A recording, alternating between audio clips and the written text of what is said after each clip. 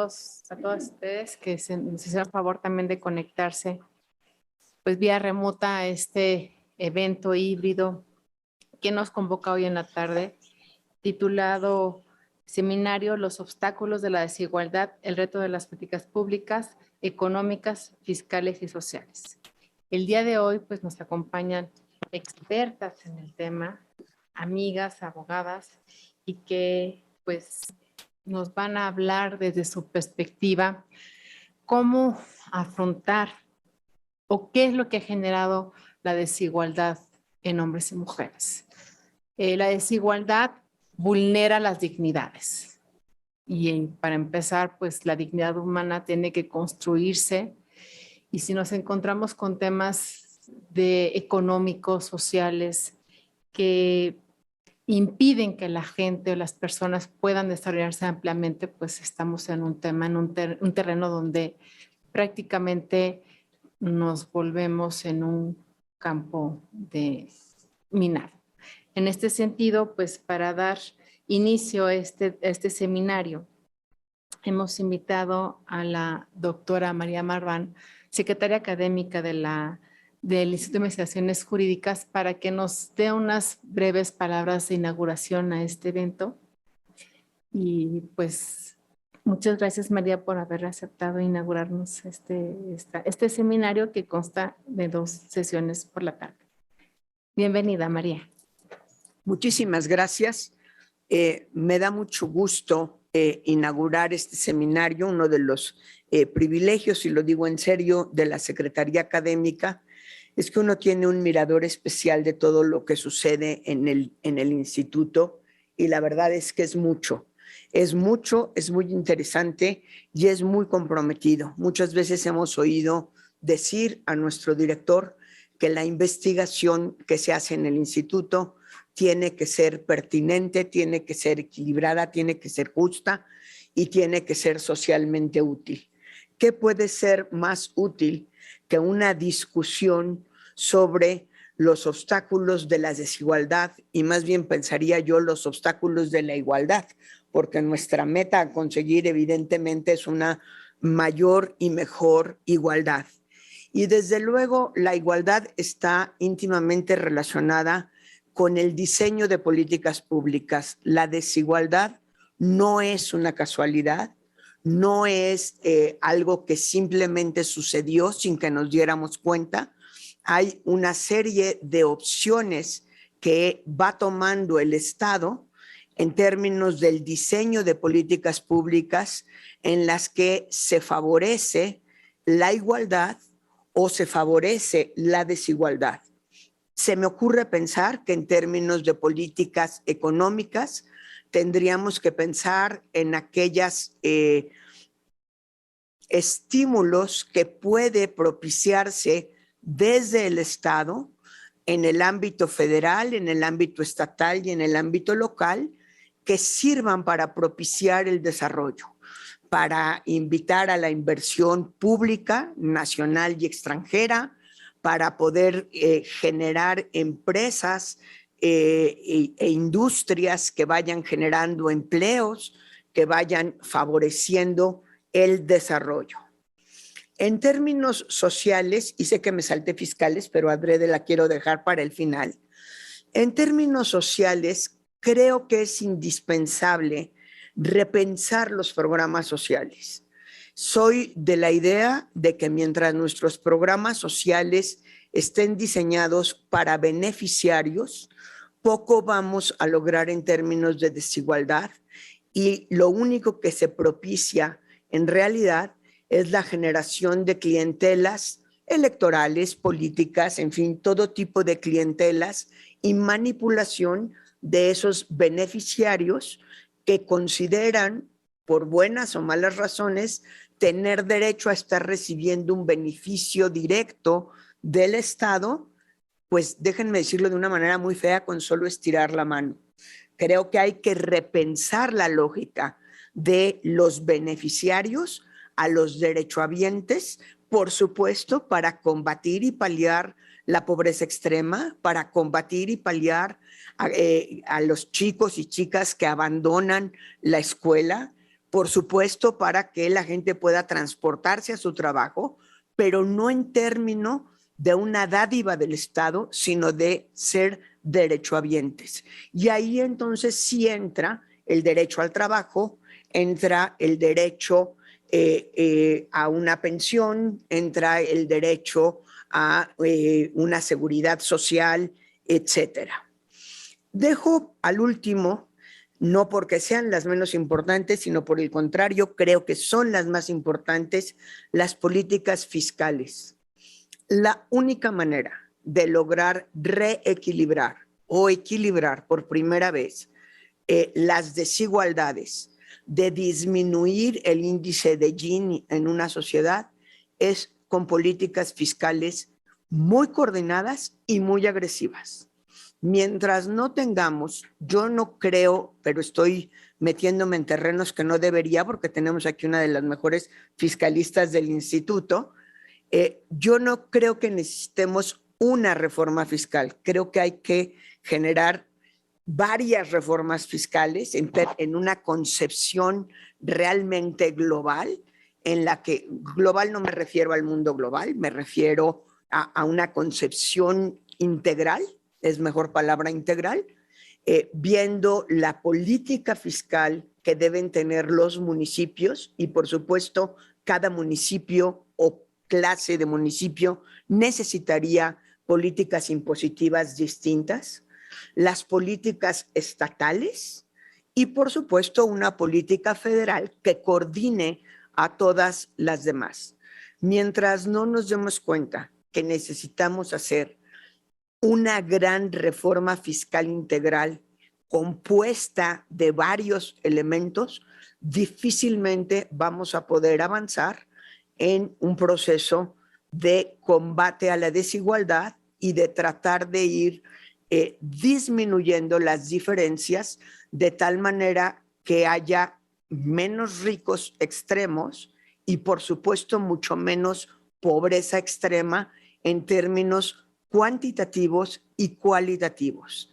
Y creo que ese es un gran compromiso que debemos de tener en este instituto en el análisis de estas políticas y probablemente, en el mejor de los casos, en nuestra capacidad de propuesta. Yo no tengo mucho más que decir, más que declarar inaugurado este seminario, siendo las 5:15 de la tarde del día 9 de mayo, un seminario híbrido, como ya está siendo costumbre para prácticamente todos nuestros eventos. Los dejo y las dejo. Aquí veo puras mujeres, por eso dije las dejo, pero ya volteé para allá. Las dejo y los dejo en manos de grandes expertas. Esas sí son puras mujeres las ponentes. Las dejo en manos de grandes expertas y espero que todos y todas puedan aprovechar mucho estas horas de discusión tan necesarias y que estas mismas sean productivas. Muchísimas gracias. Gracias por la invitación, Gaby. No, muchísimas gracias, María, por tus excelentes palabras y tu magnífica introducción a este seminario que, como comentabas hace un rato, pues tenemos a invitadas de lujo. Nos acompañan Isabel Herreguerena, de X Justicia para Mujeres. También nos acompaña Geraldina González de la Vega y Pilar Hernández. Gracias a todas por estar aquí en esta tarde.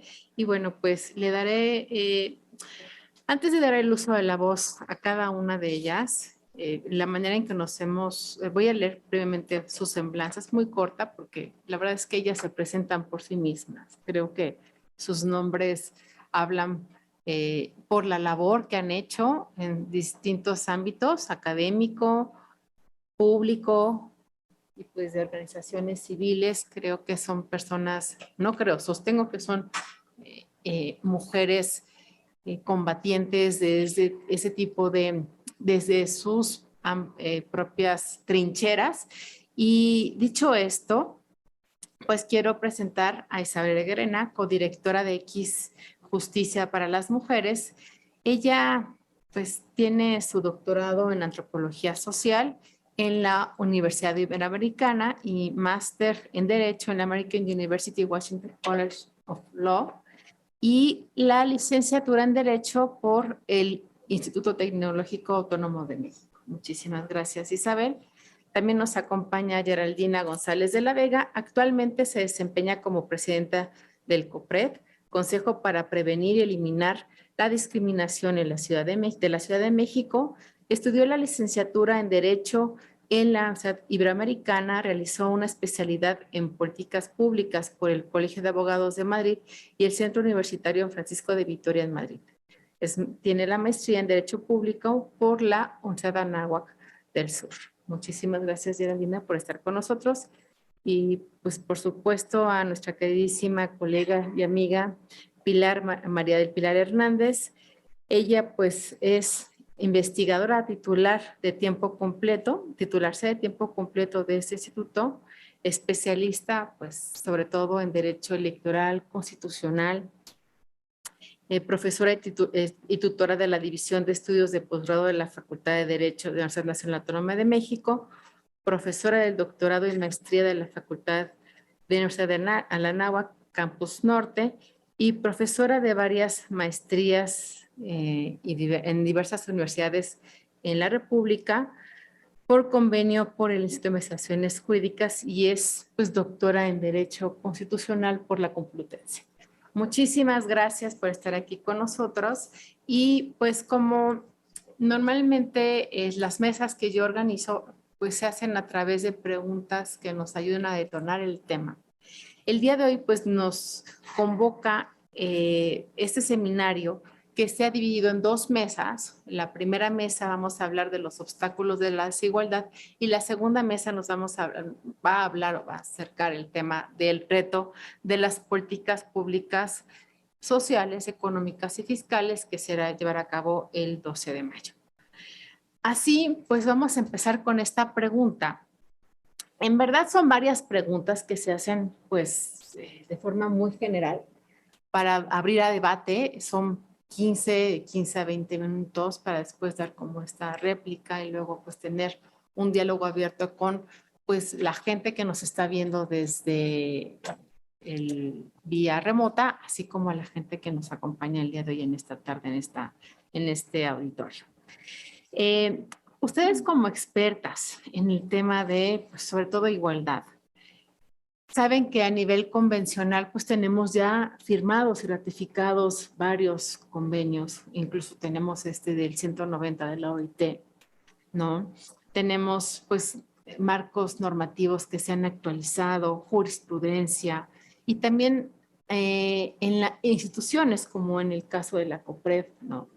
Que pues se han tratado de fortalecer el andamiaje en el tema de discriminación, en el tema de igualdad, en el tema de violencia. Sin embargo, pues hoy por hoy ustedes leen el periódico y vemos que la desigualdad pues sigue estando en la realidad social. No hemos podido acercar el tema de la desigualdad en todos los ámbitos. Curiosamente, esta mesa está formada por mujeres, ¿no? Y las mujeres hoy en México, los datos señalan que son las que sufren más discriminación. Entonces, creo que es tan importante, como comentaba María, abordar estos temas a partir de diversas preguntas y a partir desde el punto de vista académico, público y desde el ámbito social. Creo que es el gran compromiso y tenemos como esta trinomio, ¿no? De pues, activismo social, académico y desde el ámbito público. En este sentido, pues creo que estoy segura que hay una agenda pendiente por parte del Estado mexicano para zanjar el tema de la desigualdad, el tema de la discriminación en México. Entonces, partiendo de esto, pues quisiera poner en boca de ustedes estas preguntas y ustedes ya me podrán decir, pues con base en las respuestas a las preguntas que yo voy a hacer, pues para dar inicio a esta mesa. ¿De dónde partimos cuando hablamos de desigualdad? Esa sería como esta pregunta. ¿Cuáles son los obstáculos que generan la desigualdad? ¿Cuáles son las áreas de oportunidad para diluir la desigualdad en México? Desde su experiencia o expertise, ¿cuáles son los problemas que se observan día al día sobre desigualdad y cómo resolverlos? Sí, con estas preguntas pues damos inicio con la participación de Isabel Regueira. Bienvenida, Isabel. Muchísimas gracias, Gaby. Muchísimas gracias al Instituto de Investigaciones Jurídicas por organizar este gran evento. Y pues me siento muy afortunada de estar en esta mesa de puras mujeres. Debería de haber muchas más mesas así, porque creo que hay el talento. Cuando Gaby me invitaba a esta mesa y me sentaba y pensaba desde el ámbito que yo trabajo, que es como codirectora de X Justicia para las Mujeres, decía, bueno, para las mujeres, ¿cuál es el punto más importante de la desigualdad? ¿De dónde parte hoy en día cuando lo vemos? Y yo pensaba en yo doy clases y pensaba en todas las estudiantes con las que platico y todas las compañeras con las que hablaba. Y sin duda la violencia hoy en día yo creo que es el punto de partida que no permite que seamos iguales y que nos incorporamos a los diferentes sectores, ya sean privados o públicos, y que podamos ejercer los derechos, como decía la doctora Marván, de la misma manera que los hombres. Es por eso que quiero enfocar totalmente mi participación en la violencia contra las mujeres, hablar con números, cuál es la violencia contra las mujeres, ¿no? O sea, porque hablamos muchas veces, oímos de los casos, pero realmente cómo nos afectan y cuál ha sido la respuesta del Estado para combatir esta violencia. Para esto quiero presentar las falencias en dos políticas públicas, en una para ir en contra de la violencia en el espacio privado del hogar y la otra, la principal política para ir en contra de la violencia en el ámbito público, que es la militarización. Antes de entrar un poco para romper el hielo, me gustaría pasar dos videos que narran brevemente cuál es el estatus de la violencia de la mujer tanto en el ámbito privado como en el público. ¿Podría ser? El número de feminicidios en México alcanza una cifra récord. Una larga lista de feminicidios en nuestro país. Fueron asesinadas 7 mujeres diariamente en nuestro país. En México, de todas las personas que murieron asesinadas entre el 2004 y el 2016, el 88.5% fueron hombres y el 11% fueron mujeres. ¿Por qué entonces es cada vez más común escuchar sobre los feminicidios y la violencia que viven las mujeres en el país? Si toda la violencia es condenable, ¿por qué distinguir entre los asesinatos de los hombres y de las mujeres? Primero, es importante aclarar que toda la violencia en el país está condenada en las leyes, sin importar quién es la víctima. Privar de la vida a alguien es un delito, sea la víctima hombre o mujer, niño o adulto, rica o pobre. Esa igualdad en la ley, sin embargo, no significa que todos los asesinatos en el país ocurren en las mismas circunstancias. La violencia se materializa de maneras distintas. En concreto, las formas, las razones y los lugares en los que ocurren los asesinatos de las mujeres varían significativamente a los de los hombres. Conocer esas diferencias importa para poder prevenir la violencia de forma efectiva. Para entender mejor cuáles son algunas de estas diferencias, es importante conocer los datos sobre los asesinatos en el país. Por ejemplo, mientras que el 64% de los hombres fueron asesinados por un arma de fuego, en mujeres esta cifra asciende al 41%. En cambio, el 20% de las mujeres fueron asfixiadas, mientras que solo el 6.3% de los hombres fueron asesinados así. El 33% de las mujeres fueron asesinadas en la vivienda, mientras que solo el 12% de los hombres fueron asesinados en ese lugar. Proporcionalmente hablando, en otras palabras, las mujeres están más en riesgo de ser asesinadas en sus casas que los hombres. Más aún, en el 5.18% de los casos en los que las mujeres fueron asesinadas, se registró violencia familiar, mientras que, tratándose de los hombres, solo se registró esta violencia en el 0.77% de los casos. Esto indica que las mujeres tienen una mayor probabilidad de ser asesinadas en un contexto de violencia familiar. Algo que tiene sentido considerando que son ellas quienes son más amenazadas, golpeadas y violentadas sexualmente por familiares. ¿Por qué, otra vez, importa conocer estas diferencias? Si queremos que tanto los hombres como las mujeres estén seguras, tenemos que ver dónde están más en riesgo y por qué. No basta ver solo la violencia en las calles, no basta ver solo la violencia asociada al crimen organizado y a la militarización. Hay que ver también la que ocurre en las casas, hay que ver también la que es perpetrada por la familia, hay que ver todas las manifestaciones de la violencia. Si queremos realmente reducir la violencia, tenemos que verla desde la perspectiva de género. Entonces, este es el primer video que lo hicimos en ese momento con con la parte de derechos sexuales y reproductivos del CIDE.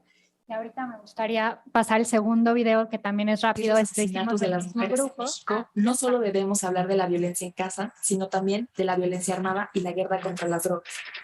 Para entender por qué, tenemos que ver los datos. Primero, como ocurrió con los asesinatos de los hombres, los de las mujeres comenzaron a aumentar justo a partir del 2007, cuando la guerra contra las drogas, lanzada por el entonces presidente Felipe Calderón en diciembre de 2006, se empezó a intensificar.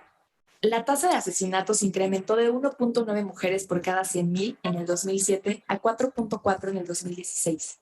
Si se desagregan estos datos, sin embargo, es posible ver que este incremento en la violencia se debe principalmente a un nuevo patrón: asesinatos que ocurren en el espacio público con armas de fuego. Desde 1997 hasta el 2009, la mayoría de los asesinatos de las mujeres ocurrían en la vivienda. A partir del 2009, sin embargo, esta tendencia se revirtió. Año con año, desde entonces, la mayoría de los asesinatos de las mujeres ocurren en el espacio público. Incluso los patrones geográficos de estas violencias son distintos. Los municipios en los que más se concentran los asesinatos en casa no son los mismos que aquellos en los que se concentran los que ocurren en la vía pública. Más aún, estos nuevos asesinatos de mujeres siguen patrones geográficos similares a los de los hombres. Y, como ocurre con los asesinatos de los hombres, la gran mayoría de estos homicidios de mujeres son el resultado del uso de un arma de fuego. Si se compara la tasa de asesinatos con arma de fuego contra, por ejemplo, los que ocurren por ahorcamiento o con algún objeto cortante, queda claro que el incremento de los primeros es el más dramático. Esto nos indica que las mujeres ahora enfrentan dos tipos de violencia: la que ocurre en casa, que persiste, pero también la que ocurre afuera, que es la que más se ha intensificado. Y esta nueva violencia es la que está, como ocurre con los hombres, asociada a la lucha contra el crimen organizado. Una lucha que ha incluido la militarización de la seguridad pública con resultados catastróficos para el país. Más que pacificar, la militarización ha servido para incrementar la violencia. ¿Qué significa esto? Que las políticas de prevención tienen que cambiar. Muchas de las instituciones y políticas que se han diseñado en los últimos años para atender y prevenir los asesinatos de las mujeres están pensadas con un fenómeno en mente: el que ocurre en la casa, en manos de la pareja. Esto ya no es suficiente en nuestro país. Tenemos que hablar de control de armas, tenemos que hablar de la guerra contra las drogas y tenemos que hablar de los costos que esta ha tenido, no solo en las vidas de los hombres, sino en las de las mujeres. Pues como pueden ver en estos dos videos, que a mí me gustan mucho porque creo que son muy, muy claros, estamos enfrentando dos tipos de violencia como mujeres, ¿no? El tipo de violencia que siempre ha estado, por más políticas públicas que se establezcan, que es el que ocurre en casa. Si vemos la línea estadística, siempre ocurre de la misma manera, y la que se ha ido hacia arriba con la guerra contra las drogas, que es la que ocurre en el espacio público. Y esto es importante porque afecta a la desigualdad, porque este pico que vemos en el espacio público, sin duda, resulta en que las mujeres no quieran salir, que tengan miedo de estudiar en México, que tengan miedo de salir a las calles, que tengan miedo de acudir al trabajo, que tengan miedo de usar el transporte público. Y además, tienen diferentes características estas mujeres. Solito. Ok. Cuando vemos un poco para subir, para ver un poco además quiénes son las que están más en riesgos, las mujeres entre 20 y 35 años son las que más frecuentemente asesinan. Esto representa el 40% de los homicidios entre 2000 y 2022. Ahora, las adolescentes son las más afectadas sobre violencia armada. 1 de cada 2 adolescentes asesinadas las matan con un arma de fuego. También es muy interesante que incluso en las muertes hay desigualdad. Es decir, las mujeres con escolaridad baja, es decir, con escolaridad de primaria y secundaria, representan el 40% de los asesinatos de las mujeres, mientras las mujeres con licenciatura representaron el 9%.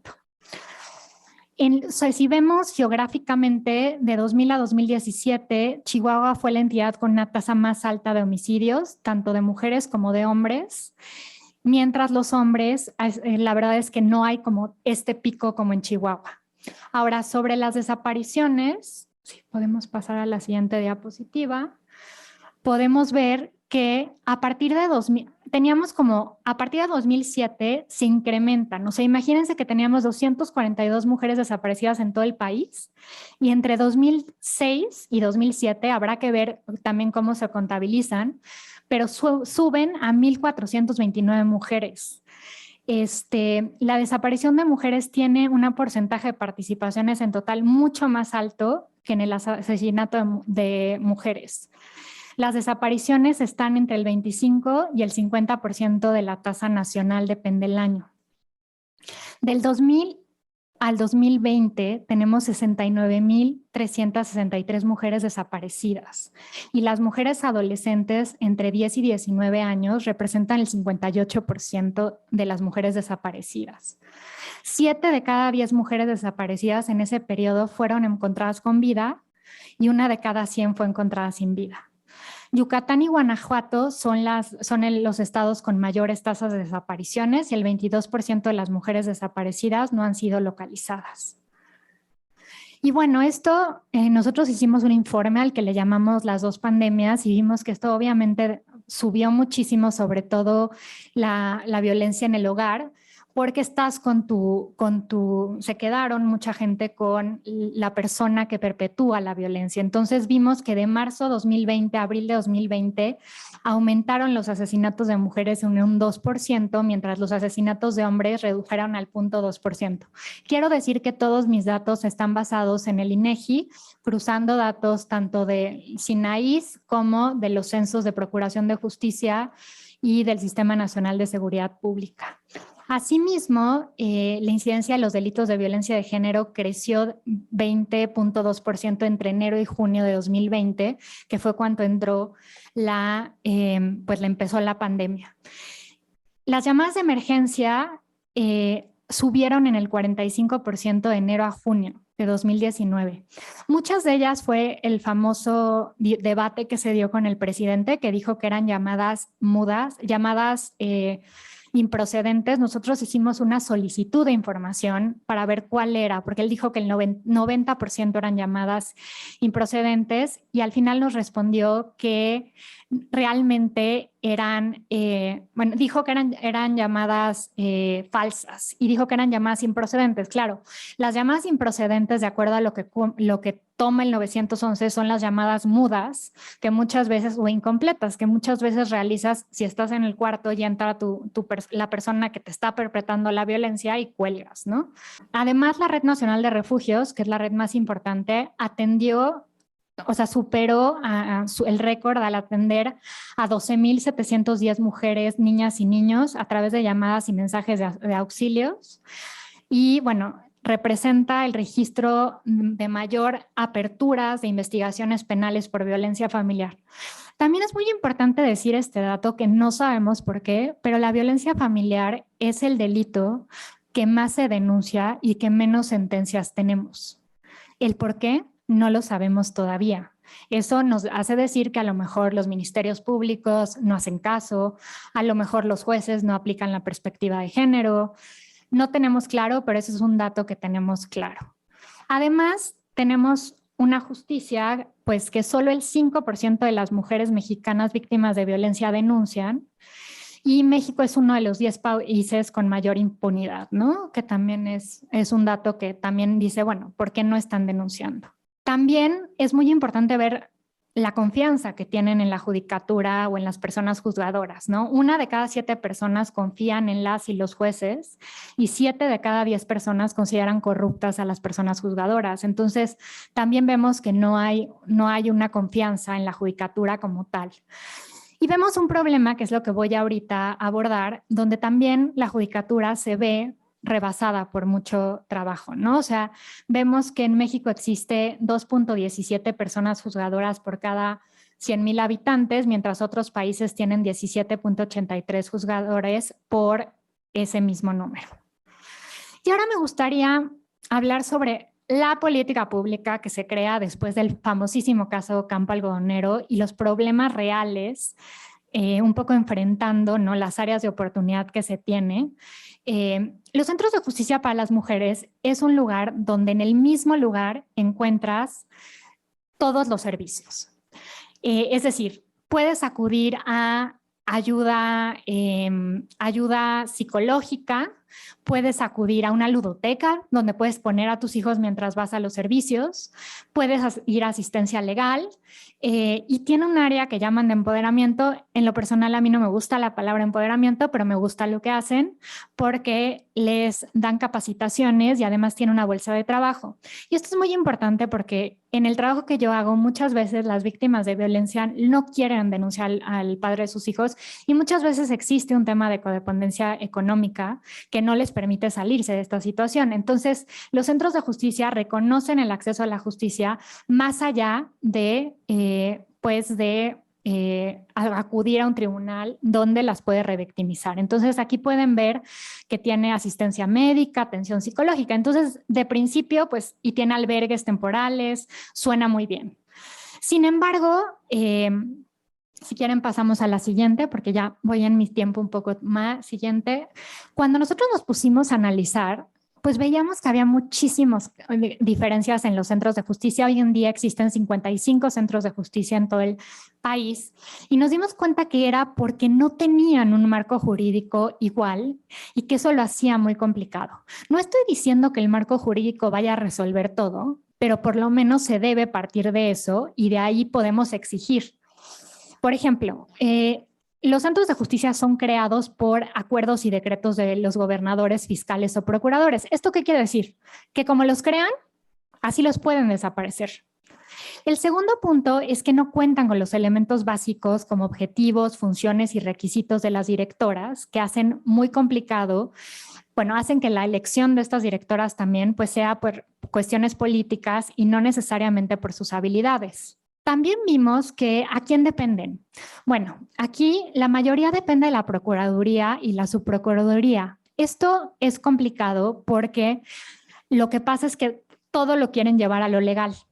Y en muchos casos, no estoy diciendo que en todos, se vuelve la caja chica de la fiscalía, porque la fiscalía depende del dinero de ellos y su labor no es de coordinar. Entonces, un poco lo que vamos viendo es que a veces creemos que muchas de las políticas públicas no sirven contra la violencia, contra la desigualdad, por la misoginia, pero muchas veces tienen que ver con una cuestión de diseño de política pública como tal. Asimismo, observamos que la mayoría son unidades administrativas o órganos descentralizados, lo que hace que no tengan patrimonio propio. Ya se hace muy, muy complicado que funcione. Sobre el consejo directivo vimos que no existen criterios para elegir a los consejos consultivos. Entonces tienes a quien quieras en ese consejo consultivo y el consejo consultivo se vuelve inoperante, ¿no? La directora, como ya les decía, no tienen criterios claros para elegir a las directoras, lo que hace que muchas directoras no tengan conocimientos sobre perspectiva de género y sobre acceso a la justicia de las víctimas y atención a víctimas. El personal de los centros de justicia dependen en gran medida de la dependencia de origen. Entonces, como si dependes, por ejemplo, de la Secretaría de Salud, dices, bueno, mi horario termina a las 4 de la tarde. Y entonces los centros de justicia deberían de dar 24 horas servicio. Entonces, esto hace que también haya todo un desajuste y no se dé el servicio por el tiempo completo y los 365 días del año. Asimismo, vimos que no existen mecanismos de asignación y evaluación y la mayoría de ellos son por designación directa, sin control. Y bueno, hicimos una serie de recomendaciones de las que acabamos de mencionar para que esto mejore. Hoy en día ya se aprobó en la Cámara de Senadores que se incorporen en la Ley General de Acceso a una Vida Libre de Violencia. Sin embargo, estamos esperando que pase en la Cámara de Diputados para que tengan un mínimo todos los centros de justicia y se logre realmente que de aquí podamos monitorear lo que pasa en la realidad, porque sabemos que vamos a cambiar la normativa, pero no es el paso. Y por último, y para no acabarme mi tiempo, y aquí dejaría mi presentación, pero pues el tema de la militarización a las mujeres nos está afectando de manera desproporcionada. Esa ha sido la solución que nos dice, ¿no? Llega la Guardia Nacional de Ecatepec y nos dice va a acabar con los feminicidios.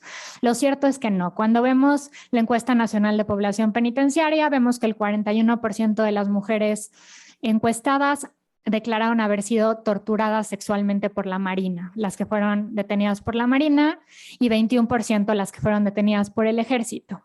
Asimismo, vemos que las mujeres detenidas por el Ejército solo tenían una orden de aprehensión el 1%, mientras los hombres tienen el 3%. Entonces, la militarización y la Guardia Nacional no están siendo la solución para las mujeres en el espacio público por la violencia, al contrario, es un riesgo que esté en la Guardia Nacional en las calles para nosotras. ¿Cuál es la solución? Policías más responsables, no sé, tenemos que ampliar la discusión a ver qué es lo que necesitamos para una seguridad pública donde no sea un riesgo salir a las calles y eso no coarte tus derechos a cualquier derecho, el derecho al tránsito, el derecho a la educación, cualquier derecho, y eso haga que acabes en una situación de desigualdad. Esa sería mi colaboración de hoy. Espero que haya sido útil. Muchísimas gracias.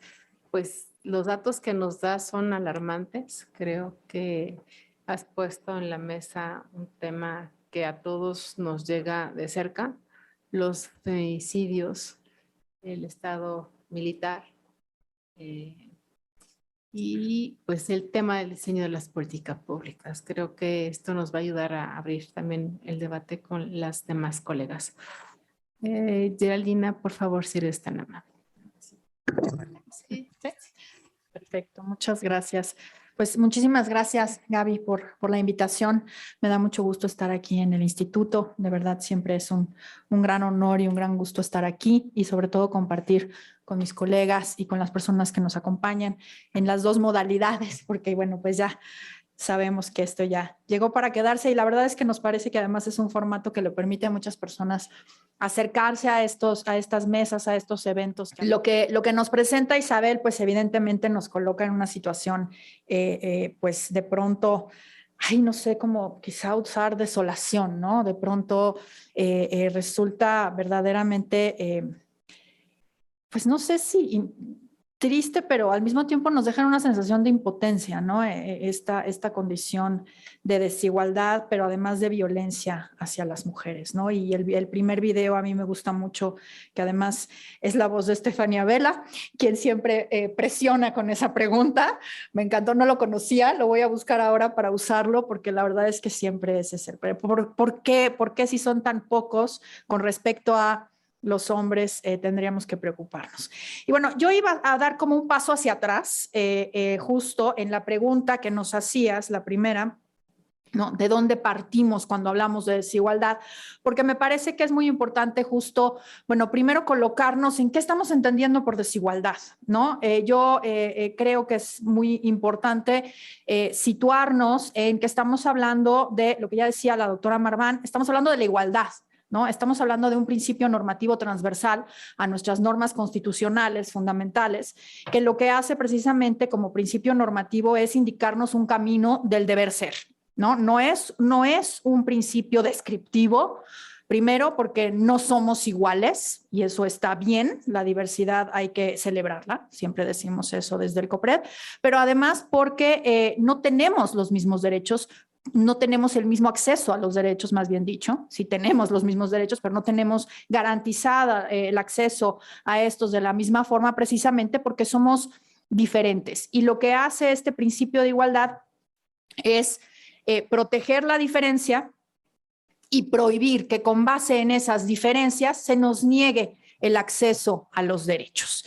Eso es lo que hace el principio de igualdad y por eso es un principio transversal fundamental para el entendimiento de los derechos humanos. Así como los derechos humanos parten de la idea de la dignidad de las personas, necesariamente tenemos que partir de un principio de igualdad como un principio transversal, porque de otra manera no podríamos decir que una cualidad de los derechos humanos es la universalidad, porque no estaríamos garantizando justamente que todas las personas podemos acceder a todos los derechos en todas las circunstancias. Entonces, como no somos iguales, porque somos diversos, diversas, la sociedad somos distintos, somos de colores, por así decirlo, pues esto sirve para alimentar los prejuicios, ¿no? Y sabemos que existen prejuicios, que existen estereotipos alimentados por faltas de información, que lo que hacen al ponerse en acción es generar prácticas discriminatorias.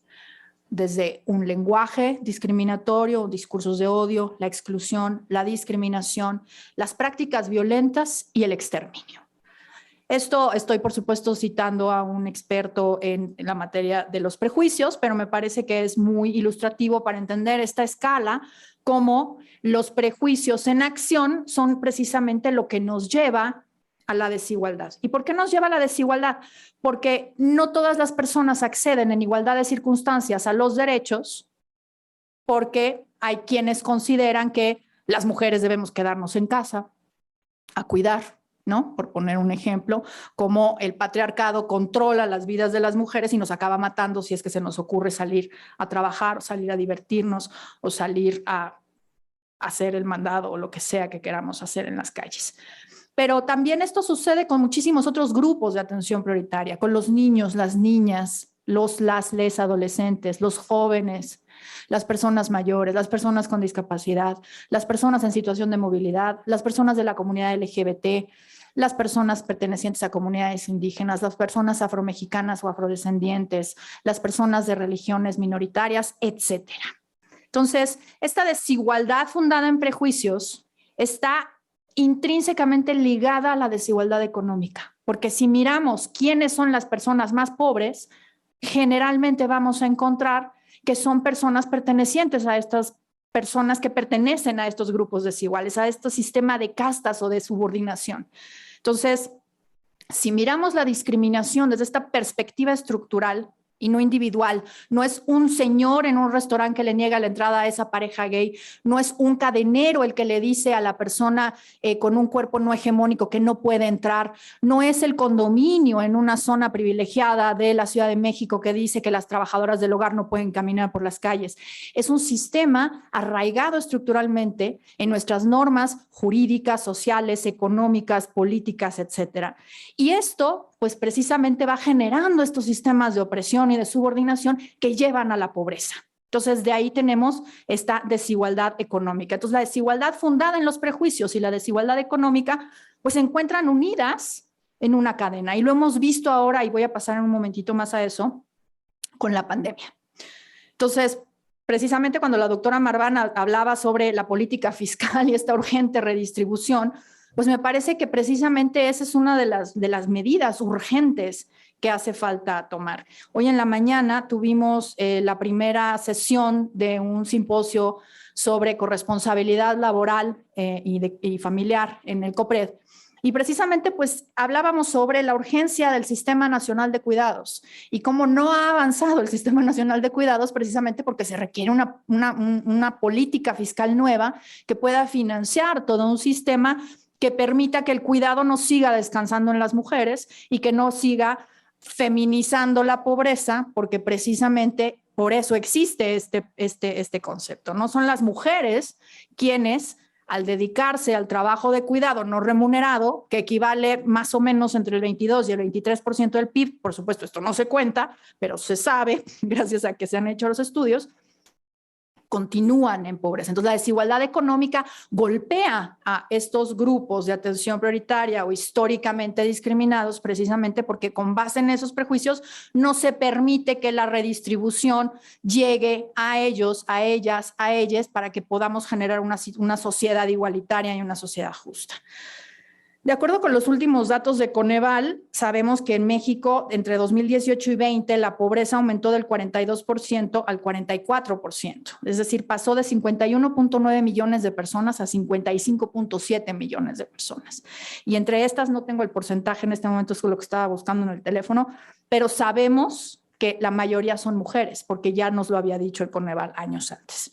Y la pobreza extrema también aumentó de 8.7 millones a 10.8 millones de personas. Entonces, precisamente, pues una de las enormes reflexiones que tenemos que hacer es cómo estos prejuicios están alimentando esta desigualdad económica, ¿no? Como esta idea, por ejemplo, del cuidado, ¿no? Que recae en las mujeres, está generando pobreza en las mujeres. Y otra cosa que platicábamos hoy en la mañana, sabemos que hay una sobrerepresentación de las mujeres en los mercados informales de trabajo y esto implica que las mujeres ya grandes que no estén trabajando no tengan una pensión por jubilación o acceso a la seguridad social. ¿Y esto qué implica? Pobreza, ¿no? Y lo mismo sucede con muchos otros grupos de atención prioritaria. Ahora con la pandemia, por ejemplo, veíamos que uno de los grupos muy golpeados era las juventudes LGBT. Y las juventudes LGBT, ¿por qué? Porque precisamente por los prejuicios que existen hacia la orientación sexual y hacia la identidad de género, no acceden a empleos formales. Hay mucho autoempleo, mucha participación en los empleos formales. En la Ciudad de México sabemos además que estos empleos tienen que ver con los servicios que fueron los más impactados por la pandemia y por la crisis económica asociada a ella y por lo tanto son las juventudes LGBT quienes se están viendo muy, muy impactadas económicamente por la pandemia, porque no tienen empleo. Y entonces, buscando el autoempleo, muchas de ellas tuvieron que regresar a sus familias, las familias les discriminan por su orientación o por su identidad y pues son expulsados de sus hogares y esto impacta en medidas, digamos, relacionadas con las personas en situación de calle o las poblaciones callejeras. Entonces, vemos cómo todo está interrelacionado precisamente cuando hablamos de la desigualdad económica y de la desigualdad fundada en prejuicios. Por supuesto, cuando hablamos del principio de igualdad, generalmente pensamos que lo que nos dice este principio es que el Estado, las autoridades, estamos obligadas a no discriminar, ¿no? Clásicamente se piensa principio de igualdad y no discriminación, artículo primero, cláusula de no discriminación, está prohibido diferenciar por todas las categorías sospechosas. Pero ahí el truco está en entender que esas categorías sospechosas están ahí porque necesitamos tener esta mirada de la desigualdad estructural, ¿sí? De este sistema de castas o este sistema de subordinación asociado a esas características. No está prohibido discriminar por género, está prohibido discriminar hacia las mujeres, porque sabemos que históricamente las mujeres hemos sido un grupo excluido, violentado, limitado en nuestro acceso a derechos, ¿sí? En este sentido, vemos que si tomamos esta perspectiva estructural y no individual, podremos entender que las obligaciones del Estado no se limitan a no hacer, a no tener normas discriminatorias, a no tener políticas discriminatorias, a no tener sentencias discriminatorias, sino que también tienen un deber de hacer. En la Constitución de la Ciudad de México esto está reconocido de manera textual. En la Constitución de la Ciudad de México tenemos la cláusula de igualdad y no discriminación en el artículo 4, en su redacción clásica, pero tenemos un artículo 11º que reconoce la desigualdad estructural, así se llama el artículo, y que lo que dice es que el Estado, las autoridades del gobierno de la Ciudad de México están obligadas a establecer medidas positivas que tiendan a eliminar los obstáculos históricos que han tenido los grupos de atención prioritaria en el acceso a sus derechos. Y en ese sentido, pues es fundamental precisamente hablar de todas las políticas públicas, como dice, económicas, fiscales y sociales, que hagan posible esa inclusión de los grupos históricamente discriminados. Y estos grupos que han sido históricamente excluidos del acceso a los derechos fundados en prejuicios, pero también esos prejuicios excluyen a estos grupos y los relegan en una situación de enorme injusticia y de pobreza. Por eso tenemos precisamente los famosos Objetivos del Desarrollo Sostenible o los ODS, que parten de esta idea de generar condiciones justas. Y tenemos en específico el objetivo número 10, que es reducir las desigualdades y que invitan a los estados a implementar medidas para reducir estas brechas de desigualdad. Sin embargo, con la pandemia vemos cómo estas brechas de desigualdad que ya estaban ahí se han profundizado y se han abierto muchísimo más. Desde marzo del 2020, en el COPRED hemos insistido con visibilizar estos impactos diferenciados de la pandemia, porque de pronto pues se nos decía que la COVID era una enfermedad, bueno, un virus que daba una enfermedad igualitaria y democrática y todos nos podíamos morir y a todos nos iba a dar por igual. Y la realidad es que no era así. Cuando inicia la jornada de sana distancia, pues la verdad es que no todas las personas tuvieron el privilegio que tuvimos algunas de quedarse en casa y continuar trabajando desde casa, ¿no? Hubimos algunas que teníamos Wi-Fi en nuestra casa, que teníamos una computadora en nuestra casa y que podíamos tener un trabajo que pudiéramos desarrollar desde casa. Lo mismo los niños y las niñas, ¿no? Pero ¿cuántas personas no tenían que continuar saliendo a trabajar? No solamente por estar en empleos esenciales, como fueron clasificados, y si recuerdan, por ahí de mayo, junio del 2020, sino que había personas que definitivamente, como lo escuché en algún programa de radio, decía un señor, el virus no lo veo, pero el hambre sí la siento. Así es que pues voy a tener que salir a trabajar, ¿no? Entonces, desde el quédate en casa, que no todo mundo podía hacerlo, hasta el quédate en casa y no es un lugar seguro, ya nos los dijo Isabel, ¿no? O sea, me quedo en casa, pero soy niño o soy niña que vive en un domicilio violento, en donde además ya ni siquiera está mi maestra, mi compañera de trabajo, la señora de la tiendita que pueda alertar a alguien. Estamos encerradas con nuestro violentador. Y eso, pues evidentemente, impactó de manera muy grave a las mujeres, a los niños y a las niñas. Por supuesto, el tema relacionado con el acceso al agua, ¿no? Por ejemplo, bueno, por supuesto, quédate en casa, pues las poblaciones callejeras decían, pues no sé cuál, ¿no? Las personas que vivían en hoteles, pues evidentemente no había casa en donde se podían quedar. Los hoteles cerraron con esta perspectiva de que los hoteles solamente albergaban a personas turistas. Y entonces, en ese sentido, pues las personas que vivían en hoteles, que pagaban un cuarto de hotel porque nadie más les rentaba, porque son personas trans, porque son personas que están saliendo de una situación de calle, porque son trabajadoras sexuales, porque son personas migrantes.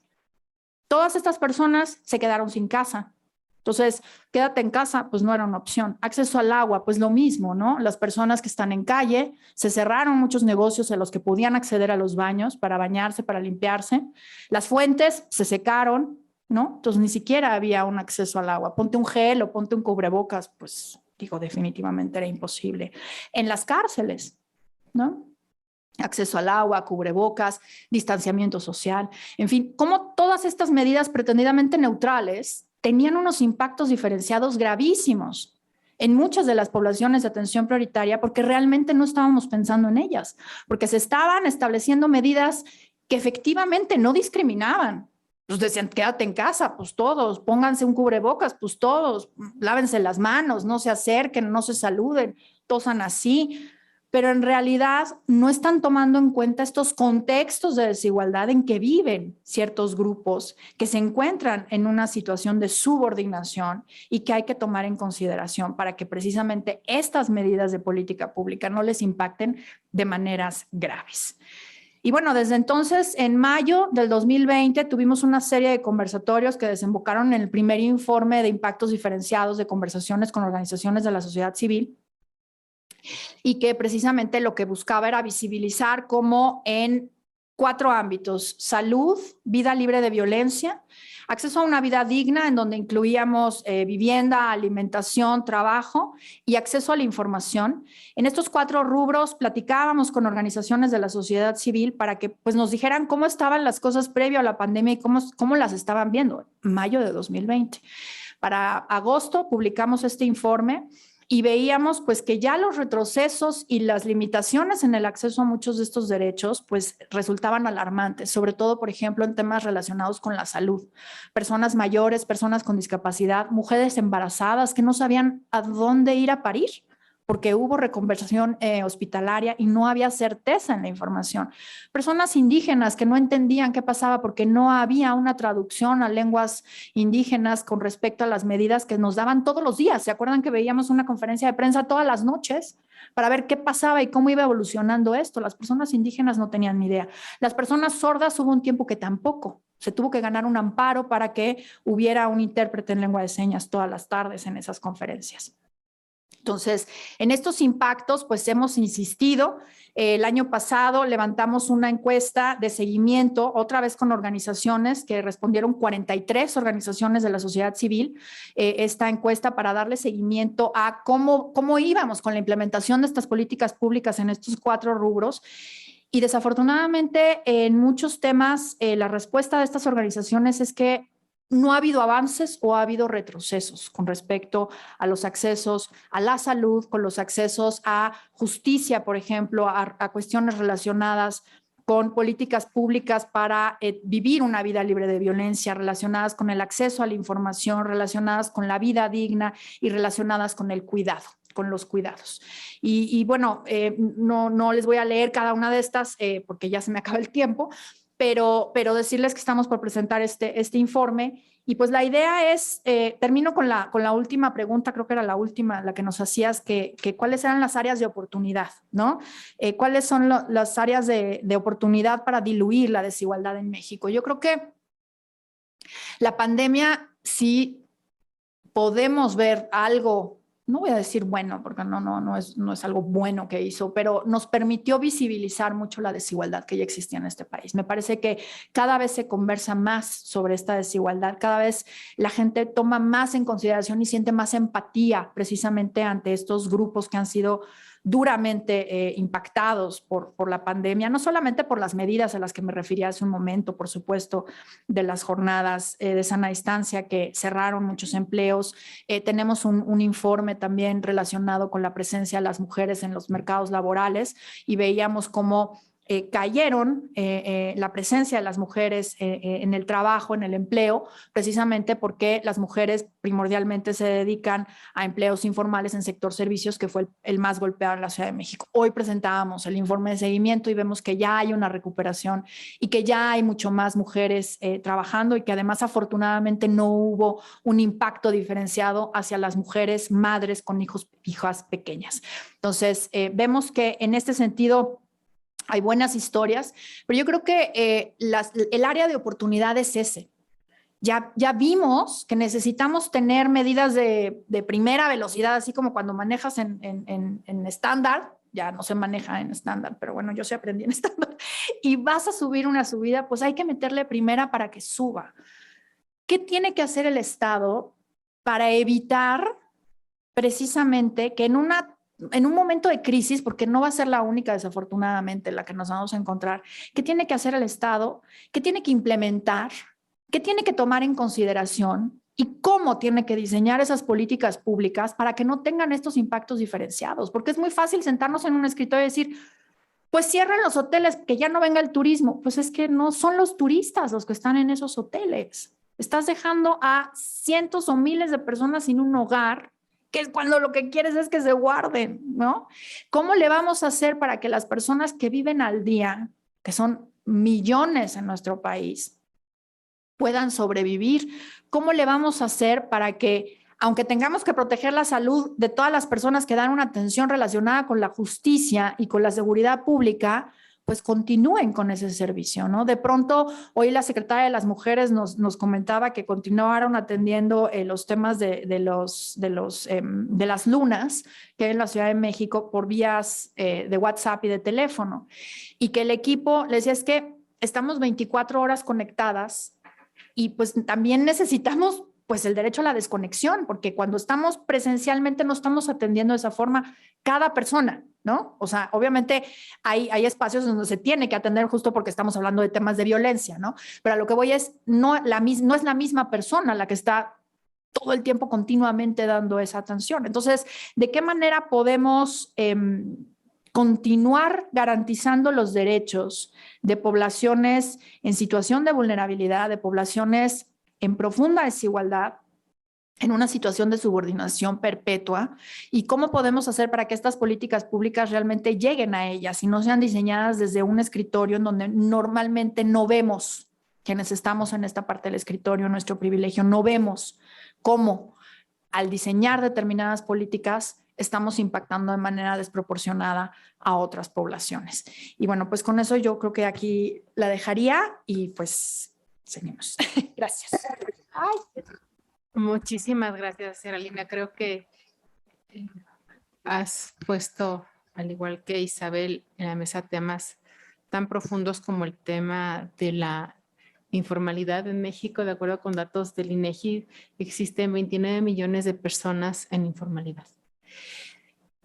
Antes de darle el uso de la voz a mi querida Pilar, he de comentarles que hicimos un estudio precisamente de grupos focales sobre personas en situación de informalidad en las 3 alcaldías más con más población aquí en la Ciudad de México. Esos grupos focales, por supuesto, fueron vía Zoom, ¿no? Con gente que tenía internet y eran con personas que vivían en la informalidad. Y los registros, los testimonios de estas personas fueron muy duros. Uno de ellos decía una mujer que tuvo que irse a vivir con la hija y que ya no tenía ni para comida básica. Entonces ella decía, bueno, voy a comprar un poquito de azúcar para luego hacer gelatinas y con eso voy a seguir a vender, ¿no? O otra persona que estaban en estas cuestiones de políticas públicas, pues la gente dejó de pagar servicios. No nada más sirven para temas de mercadeo. Y cuando nosotros empezamos a analizar estas, porque teníamos distintos grupos etarios, es decir, residentes permanentes en nuestras alcaldías, y también teníamos personas adultas mayores que habían vivido anteriormente crisis económicas. Era muy importante, por ejemplo, en la época de López Portillo, ¿no? Que hemos tenido como un tipo de cambio muy abrupto y que tuvimos una crisis económica muy fuerte. Ellos que habían vivido frente a los jóvenes que habían egresado de universidades y que no habían tenido una experiencia como esta, ¿no? Nadie habíamos pensado que íbamos a vivir una pandemia, pero sí crisis económicas en México habían sido recurrentes. Y nosotros de estos grupos focales advertimos que ellos no volteaban a ver al gobierno federal, no conocían lo que eran las tandas al bienestar y cuando les decíamos, nos decía la gente, incluso la gente mayor, los hombres mayores decían, eso me parece un absurdo hablar de tandas al bienestar, porque ¿quiénes van a entrar a las tandas? Porque las tandas se hacen con base en la confianza que hay de mi vecino, yo cómo le voy a entrar a una tanda si yo no sé quién va a entrar y quién va a pagar. O sea, les hacía un absurdo, no les hacía clic y decían, eso es muy de López Obrador, ¿no? O ese tema de los créditos a la palabra, tampoco conocían el crédito a la palabra. También queríamos meter el tema de la renta básica universal, si lo conocían. Por supuesto que no. Sin embargo, salió en estos estudios, porque lo hicimos con base en una metodología cualitativa, que los códigos sexuales siempre salían lo que era la economía de la resiliencia. Es decir, la gente en estado de informalidad, los grupos, en el sector informal, este grupo de servicios, ¿no? el grupo terciario, no acudieron a ayudas del gobierno, ni estatal, ni local, porque ellos prácticamente estaban apoyándose en sus grupos más cercanos, sus familiares, sus amistades. Y entonces es cuando conocimos precisamente que eran personas resilientes, porque como decía Geraldina, o como o me muero por el virus. Y salían a trabajar sin ayuda del Estado. Por eso, a partir de estos estudios, pues quisimos prácticamente analizar que las políticas públicas en México han fracasado para ayudar a generar o disminuir al menos la desigualdad. Y bueno, dicho esto, quisiera retomar, porque tenemos varias preguntas del público, quisiera tomar, antes de darle dar lectura a las preguntas, dar otra vez una intervención de 5 minutos a cada una de las expositoras para redondear las ideas que ya no les permití terminar y pues una vez escuchando cada una de ustedes para ir cerrando y un poco para dejar abierto el debate, porque esto no se va a tratar en un seminario de 2 horas, pero sí dejar como la puerta abierta para seguir abordando ese tema que lo comentaba María. Los institutos de investigaciones, en particular jurídicas, tienen que apostar por hacer una investigación útil para la sociedad, una investigación jurídica que también nos permita ver qué tan certera ha sido o qué tan certeras han sido las políticas públicas y cómo podemos mejorar, ayudar a las personas de a pie. Empezamos, si quieres, contigo, Isabel. Sí, bueno. Yo quisiera nada más reflexionando al escucharlas, que me pareció maravilloso. Yo pensaba un poco como en qué ha sucedido en este año, ¿no? Y escuchaba a Geraldina sobre los puntos ciegos y estas definiciones sobre política pública. Yo creo que hay que ser bien sinceras aquí, ¿no? Y creo que no hay solamente puntos ciegos, sino que además hubo un recorte de políticas públicas. Hubo un recorte, por ejemplo, de estancias infantiles, hubo un recorte de escuelas de tiempo completo, se desapareció el Indesol, se recortó los recursos que se daban a los refugios. Entonces, no solamente hubo un tema donde hubieron puntos ciegos, donde no se miraron poblaciones en situaciones históricamente discriminadas, sino que además en este entorno donde, hay que decirlo, no es solo México, se dio una apertura a cierto autoritarismo, donde muchas batallas que mujeres habíamos ganado al tener un sistema, ciertos elementos para un sistema de cuidado, se echaron para atrás. Un buen amigo mío, Carlos Brown, siempre dice que una política pública sin presupuesto no es más que un buen deseo. Y eso es lo que nos está pasando. Con abril no le han entregado el presupuesto de enero a marzo. O sea, la comisión encargada de la violencia contra la mujer, después de los datos que les acabo de poner en PowerPoint, no les han entregado el presupuesto. Entonces, creo que sí es importante hablar de eso, y además las organizaciones de la sociedad civil estamos en continuo ataque con reformas fiscales, con en las mañaneras, donde ponen el dinero que dan las fundaciones, donde ponen nombres de periodistas, donde ponen nombres de activistas. Entonces, sí hay que reconocer que ha habido un retroceso en todo este aparato que yo sí creo que las políticas públicas tienen una razón de ser, sí atacan un problema social, pero sí buscan crear un sistema que no lo hace el sistema clientelar de dar transferencias. O sea, yo pienso, yo no tengo familiares que cuiden a mis hijos y yo no tengo una abuelita quien le pueda entregar a mis hijos. Entonces, están pensando que cada uno de nosotros tenemos una abuelita que si es una abuelita que no tiene pensión, como decía Geraldina, ¿no? Y no debería estar en esa posición. Entonces, López Obrador piensa que con esa transferencia, que además crea clientelismo sin duda, va a quitar todo un sistema que tardamos décadas en crear y que sí busca mejorar la desigualdad. Entonces, sí quería poner sobre la mesa que no solamente hay puntos ciegos, sino nos estamos yendo para atrás y que tenemos que dar una lucha activa sobre eso. Muchísimas gracias, Isabel. Adelante, Geraldina. Gracias. Pues, bueno, yo creo que con respecto a el tema de impactos diferenciados, que es con el que yo quisiera insistir, me parece que es un poco lo que decía también María del Pilar, en el tema de diseño y políticas públicas,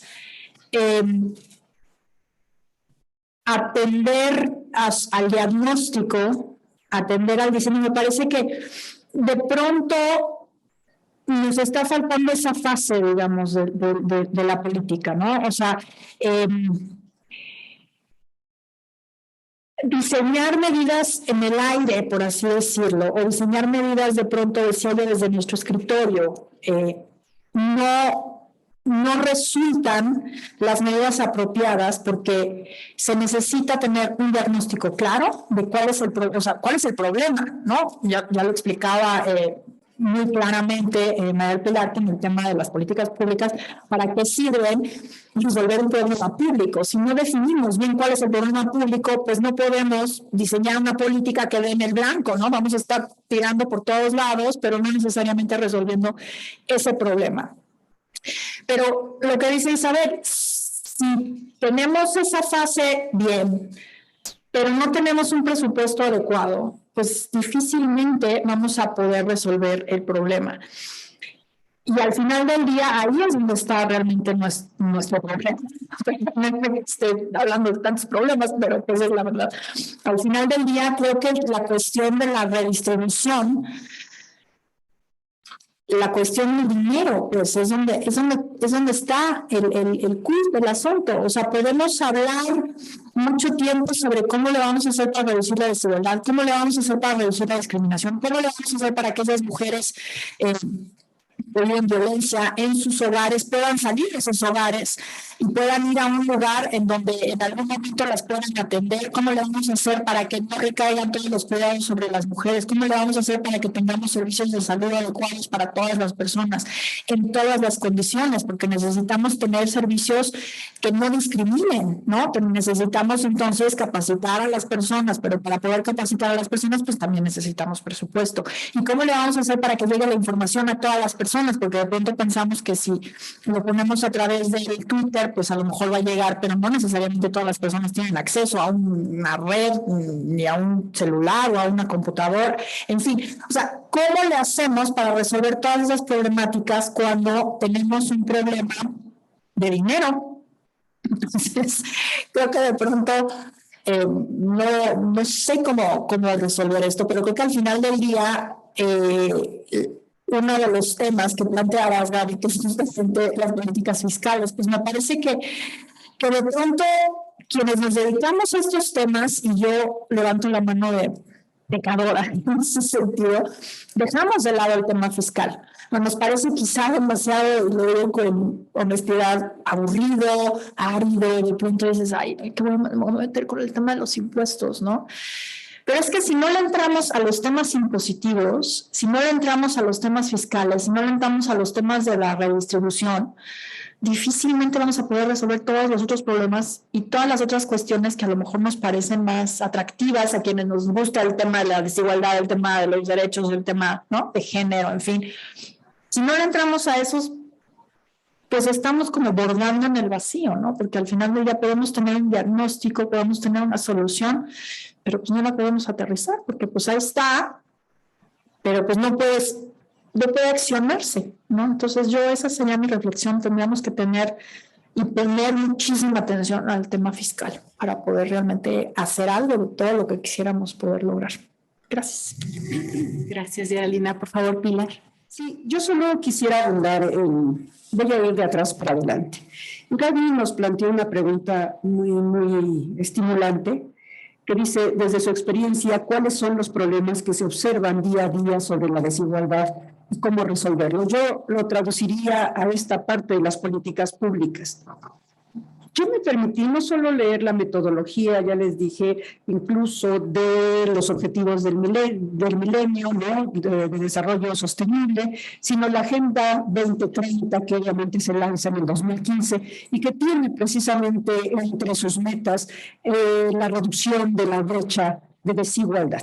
Hay dos libros que me parecieron interesantes. Les digo los títulos. Uno es de Mauricio Merino, y que fue en 2018, el México del 2018 precisamente se llama Movilidad Social para el Bienestar. Y digo libro, pero son 30 hojas que son útiles en su lectura. Y el otro es Obstáculos para una política pública de igualdad de trato, que esta es la de Mauricio Merino y la otra es del Centro de Estudios Espinosa Iglesias. Así es. Y básicamente los dos, de manera completamente sintomática, ayudan a tres factores que inciden precisamente en generar el punto de inflexión, de quiebra de lo que implican las políticas públicas en nuestro país. El primero, desde luego, es la corrupción, ¿no? Existe una corrupción endémica, terrible, más allá, desde luego, de lo deseable que hay, poder determinar una gran reforma fiscal, ¿no?, que permite ingresos económicos para este país y consecuentemente para políticas públicas mucho más pertinentes. La corrupción es un factor que verdaderamente derrota cualquier buena intención.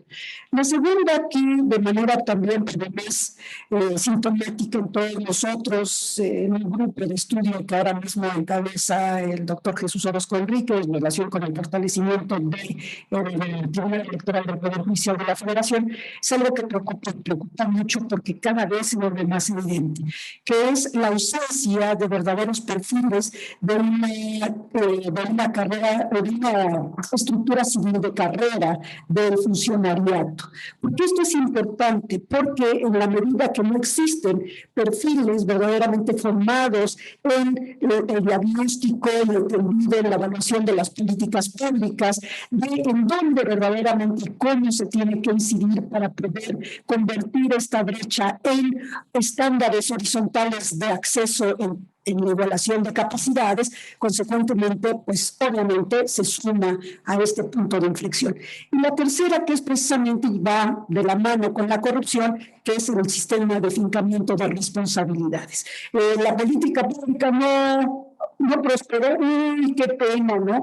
Ahora mismo, ya que está aquí la maestra, la cuestión educativa, ¿no? La dilución de los grados académicos y a quién se le ocurrió que me digan en qué momento y bajo qué estándares, qué estudios, qué es lo que respalda una decisión de esta naturaleza, ¿no?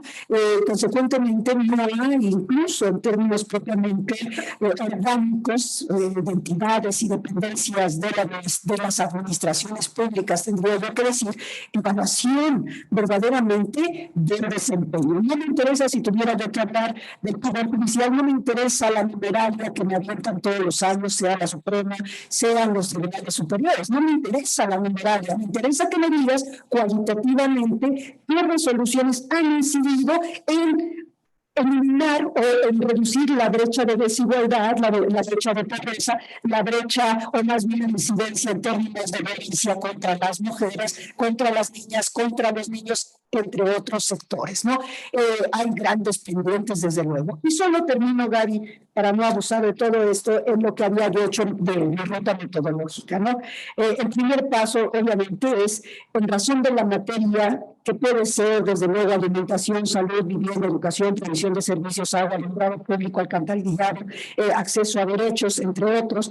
Esa es la materia, ese es el qué, tendría yo que decir. El segundo momento es en donde la elección de la geografía nacional en la cual se va a determinar o se está diagnosticando el problema. Pero además, Gaby, con esta maestría que le caracteriza en los trabajos que hace, habló de los grupos focales. Los focus group son precisamente en el tendido de políticas públicas un elemento fundamental. Debo de tomar un grupo que sea el grupo piloto para ver cómo avanza, porque cada uno de los grupos en la transversalidad, en los cortes, las cohortes con H intermedia que se puedan generar, obviamente determinan también variaciones por la geografía en la cual se vaya a diagnosticar. La tercera, ¿a quiénes? Si son grupos vulnerables, que no necesariamente las minorías son grupos vulnerables, consecuentemente los rangos etarios, si son mujeres, las personas con discapacidades, ¿qué tipo de discapacidades? Si se trata de población indígena, obviamente no todos los indígenas son pobres, también ese es una cosa que tenemos un tanto rara de pensar es indígenas pobres. Pues quiero decirles que hay indígenas que son muy ricos, entonces, cuidado, ¿no? Tenemos un gran pendiente en términos de políticas públicas con la población afrodescendiente, con la población afromexicana. Parece que el segundo constitucional solo nos habla de indígenas, pero también hay mujeres afrodescendientes, hay niñas y niños afrodescendientes, adultos mayores, personas con discapacidades afrodescendientes o afromexicanas. Consecuentemente, ese es el otro punto. Y cuando yo hablaba no de los quienes como sujetos sustantivos de las políticas públicas, destinatarios, hablaba yo de los otros quienes, que son los sujetos obligados, obviamente, qué es lo que aportan, porque cada una de las bolsas, la federal, la estatal, la municipal, aportan en términos propiamente económicos para, obviamente, el tendido de las políticas públicas, la coordinación presupuestal, interinstitucional y, desde luego, el personal capacitado que es parte del capital humano que también cada uno de los ámbitos competenciales deben de aportar. Excelente, Pilar. Fíjate que hablando de esos temas rápidamente, antes de leer las preguntas y darle el uso a la voz a alguno de los que están interesados a darle alguna pregunta, en esta revisión de cómo ha intervenido en el tema de diseños públicos, políticas públicas, no un poco cómo ha intervenido, sino cómo ha manifestado en otros países el Poder Judicial la protección diferenciada de los informales, tenemos un caso emblemático de la Corte de Colombia. Ellos señalan que los informales sí deben, bueno, esta Corte señala que la gente que está en el sector informal necesita una protección reforzada y especial porque están dentro de un grupo vulnerable. Y aquí no tenemos ningún tipo de expresiones en nuestra Suprema Corte, ni en el órgano jurisdiccional, o sea, no hay nada escrito en ese sentido. Entonces, nada más se los dejo aquí. No sé si alguien del público quisiera hacer alguna pregunta, si no, daría. Adelante, por favor. Sí, muy buenas tardes. Mi nombre es Mario Arroyo, soy abogado. Mi pregunta es, escuché en los medios de comunicación sobre la Suprema Corte de Justicia de Estados Unidos, donde se va a pronunciar respecto a la penalización del aborto.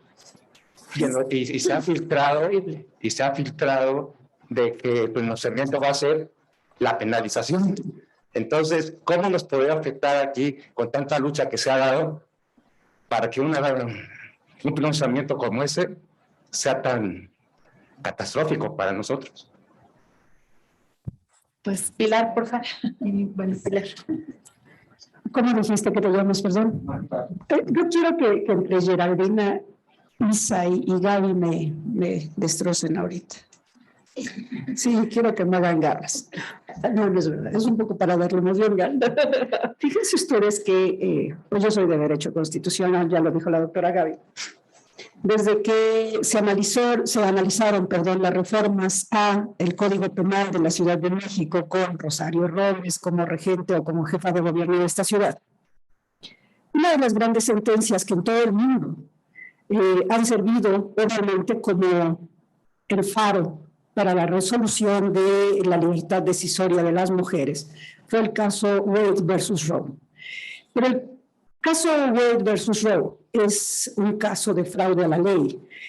Si lo analizamos pormenorizadamente, el argumento de las abogadas en relación con la falacia de si la señora había quedado embarazada, pues, obviamente la violación, o si realmente, como ella después lo confiesa, había sido de su marido por razón de la situación de pobreza, diría yo, porque no era extrema pobreza, en la cual se encontraba, y la oportunidad en el mérito del caso para que las abogadas lo llevaran hasta la Corte Federal Norteamericana, pues obviamente era un prototípico caso de fraude a la ley. Sin embargo, muchos de los tribunales nacionales, ¿no?, tomaron en este juego de palabras de Bergottini del diálogo entre tribunales, ¿no?, lo tomaron como su fundamento. A mí, yo desde entonces nunca he cuestionado la libertad decisoria, quiero ser enfática en eso, pero sí en la metodología que los tribunales utilizaron, sobre todo sabiendo la historia del mismo caso, ¿no? Por eso a mí no me pareció extraño que a partir de la semana pasada, pues hoy la Corte Federal está estudiando el caso, y tal como lo has dicho, ¿no?, ha sido anunciado, no sé con cuánta veracidad, que al final del día, obviamente, van a echar por tierra, lo cual implica también, más allá de la soberanía en términos propiamente normativos, de configuración normativa de los estados federados norteamericanos, que varias de las entidades también van a echar abajo el resultado, ¿no? No tengo o no creo que sea necesario que incida en el ámbito nacional algo que es del ámbito doméstico de los Estados Unidos de Norteamérica, ¿no? Justo hoy en la mañana platicaba con Rebeca Ramos de Gire, precisamente de eso, ¿no? Y decimos que un poco lo que dices, no vemos que necesariamente haya una preocupación de este lado en lo que ya está, ¿no? Yo creo que sí puede fluir de argumentos a aquellos, sobre todo legisladores conservadores, que en los estados no quieren avanzar con el tema porque pues van a usar, como usamos los güeyes, van a usar, no me acuerdo cómo se llama el caso que está ahorita, pero bueno, pues ¿no? Entonces, sí, claro que preocupa en ese sentido, pero justo explicábamos que creo que estamos en un momento en donde de pronto en América Latina ya no necesitamos estar volteando a ver lo que están haciendo en Estados Unidos o en Europa. Nuestras cortes están teniendo criterios, nuestras cortes están teniendo criterios de avanzada, criterios realmente progresistas en términos de la garantía de los derechos. Entonces, de pronto yo diría, no estoy tan segura que una corte mexicana o que una corte colombiana o que una corte argentina vayan a hacerle caso a una corte ultraconservadora como se formó durante todos estos años, poniendo uno por uno con enorme paciencia en la Corte de Estados Unidos a jueces y juezas pues conservadores, que son los que quieren votar en este sentido, ¿no? Entonces, yo no creo que, o sea, de lo que ya tenemos, yo no creo que vayamos para atrás. Sin embargo, sí me preocuparía que lo utilizaran como se utilizaron algunas decisiones del Tribunal Europeo para el tema de matrimonio igualitario, ¿no? Que fueron utilizadas por grupos conservadores para decir, bueno, ¿cómo vamos a avanzar en México sobre el matrimonio igualitario si el Tribunal Europeo de Estados Unidos ya dijo que, digo, el Tribunal Europeo de Estados Unidos, el Tribunal Europeo de Derechos Humanos ya dijo que no se debe reconocer porque hay un ámbito, margen de actuación para los estados, en fin. Pero creo que sí hemos avanzado un poco en ese sentido. Entonces, yo creo que lo que ya encontramos, o sea, lo que ya tenemos afianzado, yo creo que no va para atrás. Lo que sí, me preocuparía estados que ahorita están discutiendo, ¿no? Eso. Sí, yo creo que es muy importante decir que Estados Unidos es otro régimen legal, ¿no? O sea, sí se rige por un régimen de precedentes, ¿no? Que sí es importante, ¿no? Y que hay que también ver en ese sentido que nosotros desde X discutimos mucho, nosotros no vemos derechos sexuales y reproductivos, lo ven nuestras compañeras de Gire o católicas por el derecho a decidir, pero que muchas veces estas decisiones centralizadas más bien se aplican por otros órganos, ¿no? O sea, lo decía la Suprema Corte, ha decidido el derecho a decidir desde hace mucho tiempo, ¿no? Se ha discutido muchas veces y no necesariamente los estados lo aplican. Entonces, hay que tener cuidado. Creo que viene una marea verde muy fuerte, una marea verde que viene, como bien decía, desde el sur, y yo lo veo muy contenta, ¿no? que estemos llevando esta marea verde, pero también tenemos que reflexionar como hay batallas que podemos perder. Entonces, ¿cómo tenemos que reflexionar y hacer ese movimiento fuerte para que no venga la ultraderecha y tire estos movimientos? Sería la reflexión. Si tienen alguna otra pregunta, voy a leer, por favor. Más ideas y a llevarse más preguntas. Se sabe, se habla y lo planteaban ustedes que la violencia y la desigualdad es estructural. Y yo decía, qué lástima que la corrupción también es estructural, que la corrupción, por ejemplo, es transversal, cuando que tendríamos que hacer transversal otras cosas, ¿no? Estas que plantea Amartya Sen, por ejemplo, como parte de los índices de desigualdad. Y no se mencionó la cuestión de la longevidad, que hoy en día tiene un impacto importante que le pega a los 54 millones de pobres que hay, a los 10 millones de pobres extremos, es decir, 64, y que desafortunadamente decimos y nos sirve de justificación. La pandemia nos enseñó y amplió la brecha. ¿Será? Si basta asomarnos en cualquier lugar de cualquier ciudad, de cualquier realidad, no solo de México, sino del mundo, para mirar todas estas desigualdades, porque esos sí son temas transversales, desafortunadamente. Por lo tanto, tenemos que trabajar por desmantelar, ¿no?, esas estructuras, y eso implica trabajos metodológicos que planteaba tan didácticamente Pilar, sobre, ¿no?, metodologías que nos hablan de planeación, de operación, de gestión, de perfiles. Yo llevo 20 años trabajando tanto para el Poder Judicial Federal como para el Tribunal Superior de Justicia y veo que todas estas cuestiones, bueno, pues ahí están, son papel bonito, buenos deseos, ¿no? Y algunas ocasiones los buenos deseos, la operación, dicen, ahí está el dinero, pero ¿qué crees? Que el procedimiento no me permite sacarlo. Lo escuchaba hace unos días de estas cuestiones de los refugios de las mujeres. Decían, ya está el dinero, le debemos a personas lo de los primeros 3 meses porque no hay, el procedimiento no nos permite sacarlo, ¿no? Entonces, tenemos que trabajar sobre eso, es decir, pensar en desmantelar tiene que ver con deconstruir cosas, y esto implica y habla de construir nuevos capitales sociales y nuevos capitales culturales, y eso tiene que ver con educación, que es uno de estos indicadores que plantean los índices de desarrollo, ¿no? Entonces, bueno, pues gracias solo por su expertise. Gracias por tu excelente comentario. Voy a darle lectura a las preguntas que nos hicieron favor los participantes que están a lo lejos, pero que no están cerca aquí. Manuel Josué Arroyo Castillo, buenas tardes. No dice quién está dirigida, pero bueno, yo lo leo y ustedes lo contestan, por favor. ¿Cree usted que militarizar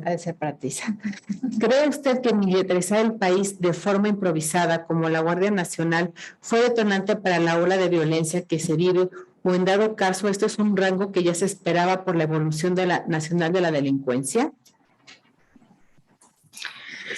Creo que es clarísimo, las cifras lo muestran. Claro que los mismos picos que se pueden ver en el video, creo que no se verá un pico como tal sin la militarización. Es claro, cuando vemos los números de los actos de violencia que realizan los militares en actos de enfrentamiento, por ejemplo, en los enfrentamientos hay muchas más personas que fallecen o que son asesinadas en el enfrentamiento, que salen lesionadas por cómo están, digamos, capacitados el personal de Fuerzas Armadas, tanto marinos como el ejército. Entonces, no creo que haya sido algo natural. La militarización del país, sin duda, por la forma en que están capacitados los militares y los marinos, tiene que ver, causó este aumento en los asesinatos y en los actos de violencia tanto sexual como otros tipos de tortura. Y desapariciones, ¿no? Y desapariciones. Muchísimas gracias, Sisa. Aquí voy a leer otra pregunta que por alusiones propias tendré que contestar. Y con mucho gusto. Atisba López Rodríguez. Buenas tardes. ¿Podría hablar un poco acerca del llamado impuesto rosa? ¿Se puede decir que este impuesto puede ser el inicio de desigualdad entre hombres y mujeres? ¿Qué afecta a las mujeres mexicanas? ¿Se puede legislar para que desaparezca este impuesto? Bueno, pues con la buena noticia, desde a principios de este año llegó, fue una de las cosas creo que buenas que hizo la jefa del SAT cuando propuso. Finalmente, el paquete económico se viene desde la Secretaría de Hacienda y por supuesto que participa el SAT en muchas cuestiones que se proponen en este diálogo que empieza a partir de que se emiten los criterios económicos en el mes de abril hasta que finaliza todo el proceso de diálogo, que se presenta el paquete económico en septiembre y que se aprueba. Y hoy por hoy, esto sí viene de la sociedad civil, ¿no? Y aquí pues, participamos, motivada, me invitó a Andrea Pozas a participar, hicimos un amicus por parte de las académicas del instituto, en aquel entonces no estaba Chisca en Jurídicas, pero hicimos un amicus y que prácticamente les puedo decir que hoy por hoy no tenemos este impuesto rosa, se estableció la tasa cero en el IVA para todos los productos de gestión menstrual. A partir de este año no tenemos este impuesto y esto se dio precisamente a una articulación muy importante de organizaciones civiles y que se articularon muy bien con un grupo de diputadas que estaban hace un año, bueno, hace 2 años estaban proponiendo precisamente la eliminación de esa tasa cero, no se pudo lograr. Ellos hicieron una acción, bueno, fueron a un juicio constitucional y los acompañó en este juicio constitucional una organización civil y quien les ayudó en la organización civil fue Alejandra Capín. Sí, creo que fue Alejandra Capín. Conesa. Luisa Conesa. Y bueno, pues nosotros nos sumamos con un amicus académico y finalmente pues toda fue esta fuerza, ¿no? Desde diputadas, organizaciones civiles y academia que ayudó a que de alguna manera, porque la PP está viendo directamente de Raquel Buenrostro, la jefa del SAT, viniera en este año. Hoy por hoy no tenemos el impuesto rosa en tasa cero, aunque en la amicus que nosotros hicimos académicos nos enseñamos que es distinta la operación de tasa cero en el IVA y la exención. Es importante que también se establezcan estas dos figuras, tanto la tasa cero como la exención, porque la tasa cero ayuda a los productores y la tasa cero ayuda a todos los consumidores, a todas las consumidores o personas menstruantes, ¿no? Entonces, creo que es un gran paso, así es que, pues al final del día, eso nos ayuda a eliminar cierta desigualdad, porque vemos que sí estaba genera una desigualdad del pago de impuesto a los productos menstruantes a personas que carecían de bienes, dinero, ¿no? Finalmente generaban, pues, no les permitía ir a la escuela, porque en la escuela no hay agua, es decir, genera una desigualdad sistémica que finalmente se logró, y también se logró porque en otros países también se ha logrado, y ha sido como esta ola verde que dice Isa, ¿no? Entonces creo que esa es una gran noticia. Después señala Mario Ramírez Chávez, ¿qué tendríamos que hacer para enfrentar de emergencia la violencia feminicida, dado que es un problema estructural que llevará más tiempo? Seguramente es para ti. Sí, definitivamente yo creo que estas ideas de sumar años de cárcel es lo más fácil y no sirve de nada. Está clarísimo que cada vez que sale un lamentable feminicidio como el de Devani, siempre sale el legislador o legisladora a decir, sumamos a 45 años. Yo creo que no vamos a ir a 100. Eso no sirve de nada. Tenemos que apostarle. A mí me da mucha tristeza que solo hablemos de feminicidios. Tendríamos que hablar de violencia doméstica. O sea, este dato que les doy de que las mayores denuncias son violencia doméstica y no llegan las sentencias, ¿qué estamos haciendo para no proteger a todas esas mujeres que son de violencia doméstica? ¿Dónde están los órganos de protección? ¿Por qué estamos quitándole dinero a los refugios? O sea, ¿qué estamos haciendo para que esto no llegue a matar a una mujer? Y por supuesto que estas narrativas también que yo comentaba con Gabo hace rato de la víctima perfecta, ¿no? Que si Devani tomó, que si Devani no tomó, a ver, eso no importa. El Estado tiene la obligación de proteger a una mujer en cualquier estado y no nos pueden pedir ser mujeres perfectas. Tenemos derecho a salir a divertirnos si queremos y no por eso nos pueden matar. Entonces se tienen que tomar medidas de prevención. ¿Y qué son medidas de prevención? Que tienen que ver mucho con lo que mencionaban, entendiendo que tenemos un problema público muy serio de violencia contra las mujeres, se ha implementado por personas capacitadas que sepan emitir estas órdenes de protección y medidas provisionales hacia su caso. El problema es que estas soluciones no las vamos a ver mañana, pero el tema es que meter a personas, sobre todo las personas privadas de la libertad, son las personas que meten abogados, que los defensores de oficio tienen demasiados casos, meter a personas pobres a la cárcel tampoco es la solución, o meter a personas sin sentencia, que es lo que ahora se está haciendo, aumentar la lista de delitos en prisión preventiva oficiosa o automática, llenar la cárcel de gente inocente tampoco va a servir. Entonces creo que cambiar de fórmula sería la respuesta. Muchísimas gracias, Isa. Aquí viene una petición, una solicitud. ¿Podría repetir a la doctora María del Pilar e Isa los casos que mencionaron sobre la Corte Suprema de Estados Unidos, por favor? Sí. Roe versus Wade. Roe es la persona que obviamente solicitaba la tutela de su derecho a la interrupción del embarazo. Wade es el juez, por eso se denomina Roe versus Wade. Y pues sí, es el precedente que se ha utilizado en el derecho comparado, sobre todo en las cortes tuteladoras de este tipo de derecho, para poder interrumpir el embarazo y obviamente tutelar la decisión de las mujeres. Ok. Hay otra pregunta, bueno, es de Manuel José Arroyo Castillo. Mi pregunta es, el lenguaje inclusivo se ha convertido en un mar de dilemas y contrastes de opiniones, pero al fin y al cabo no se ha marcado como algo oficial. ¿Piensa que ese tipo de esquemas ayudará a combatir la discriminación cuando no se ha logrado abatir la más antigua, que es la racial en los distintos países? La lenguaje incluyente siempre es un tema porque de pronto nos cuesta mucho trabajo reconocernos, nombrarnos, visibilizarnos. Y el lenguaje incluyente, sobre todo entendido únicamente como el hablar incluyendo a las mujeres o el incluir y reconocer a las personas no binarias. El lenguaje incluyente es muchísimo más que eso.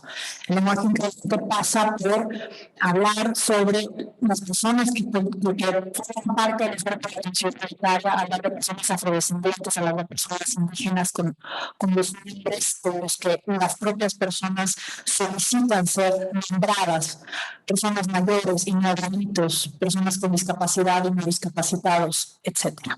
Ese es el lenguaje incluyente en general.